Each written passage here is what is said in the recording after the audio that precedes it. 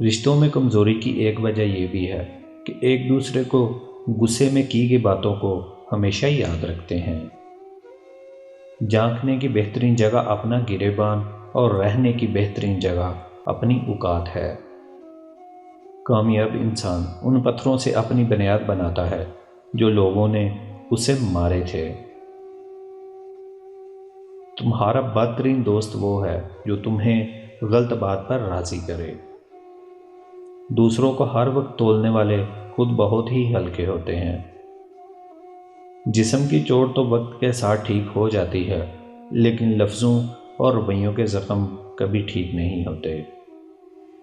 انسان کو چاہیے کہ اپنے آپ سے اتنی محبت تو ہونی چاہیے کہ وہ خود کو جہنم سے بچا کر جنت کی طرف لے جائے۔ انسان کو زندگی میں ایسی ٹھوکر بھی لگتی ہے جو گرانے کے بجائے اٹھا دیتی ہے۔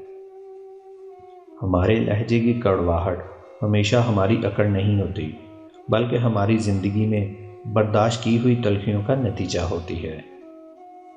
مردوں کے معاشرے میں مردوں سے بچنے کے لیے عورت کے ساتھ ایک مرد کا ہونا بہت ضروری ہے۔ اپنا کردار اتنا مضبوط اور اپنا ظرف اتنا وسیع رکھو کہ لوگ تم سے تعلق رکھنے میں فخر محسوس کریں۔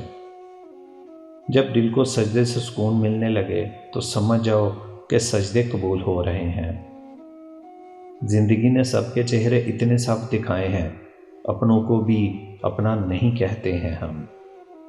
ہوس میں عورت کے پیروں کو چاٹ بھی لیتا ہے، مرد کتا تو نہیں مگر یہ کاٹ بھی لیتا ہے۔ اور عجیب محبت ہے نا آج کل آدم کے بیٹے کی، محبتوں کو دوستوں میں بانٹ بھی لیتا ہے۔ جس نے سکھ میں شکر ادا کیا اس نے دکھ میں خدا کو ساتھ پایا۔ گمراہ ہونا غلطی نہیں، گمراہ ہو کر گمراہ رہنا غلطی ہے۔ عقل کے اندھے لوگ اکثر حسد میں خود کو ہی برباد کرتے ہیں۔ برا وقت بھی اچھا ہے، جیسے ہی آتا ہے فالتو کے لوگ چلے جاتے ہیں۔